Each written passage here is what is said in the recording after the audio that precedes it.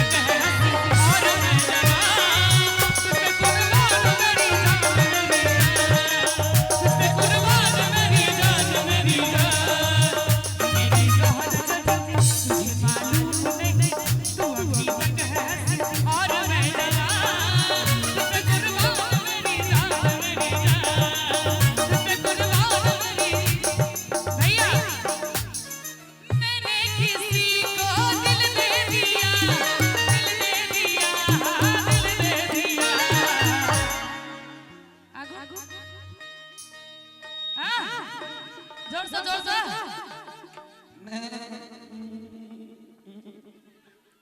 पूछो पूछो पूछो पूछो कौन है वो बोलो बोलो बोलो बोलो कौन है वो पूछो पूछो पूछो पूछो कौन है वो बोलो बोलो बोलो बोलो कौन है वो मैंने किसी को दिल दे दिया पूछो पूछो पूछो पूछो कौन है वो बोलो बोलो बोलो बोलो कौन है वो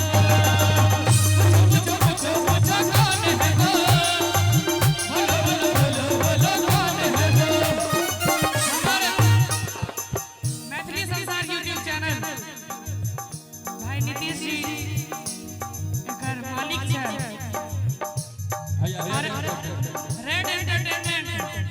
मणि सिंह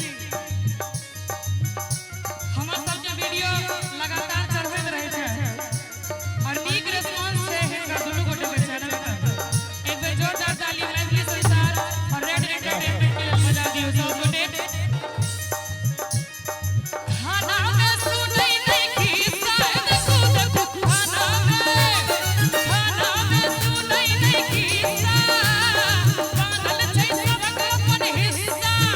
अपने माल मारै करो गौटे धरै अपने माल मारै करो गौटे धरै माला जवाब लगा भाग गेलै करबा हमर तो जना बुझाय छै सत्यनारायण भगवान के कथा होत है नहीं निक लागलै नहीं एमहर फर्स्ट क्लास के श्रोता छथिन वीआईपी श्रोता सब हां फर्स्ट क्लास वीआईपी कनी अहाँ सब ताली बजा दियो तो बाजल हमरा भेल आदमी लगे नहीं छथिन कानक बाली ला भाग गेलै करबा कानक बाली ला भाग गेलै करबा कानक बाली ला भाग गेलै डम डम निगा निगा मौसम निगा निगा डम डम निगा निगा मौसम निगा निगा पिटिए मैं तो गिरा है अल्लाह बेला बेला भाई सूरत आपकी सुभान अल्लाह है